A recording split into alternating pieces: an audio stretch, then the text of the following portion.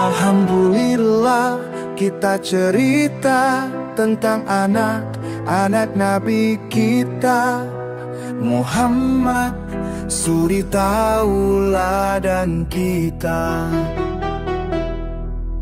Yang pertama Qasim, si sulung yang baik, namun wafat kecil itu takdir terbaik.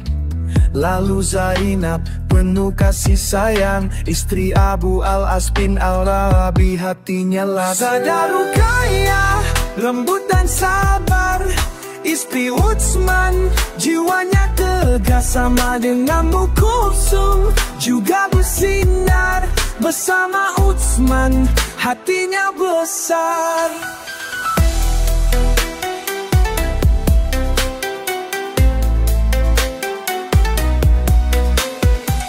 Paling kecil Fatimah As-Zahra, Bunda Hasan Husain, hati mulia, dekat sama ayahnya penuh cinta, teladan wanita sungguh luar biasa. Lalu ada Ibrahim, si bungsu tersayang, namun wafat juga waktu kecil, tapi tetap dikenang semua anaknya contoh kebaikan.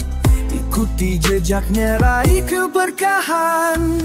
Mereka anak-anak Nabi penuh berkah, hidup dalam iman, hatinya indah.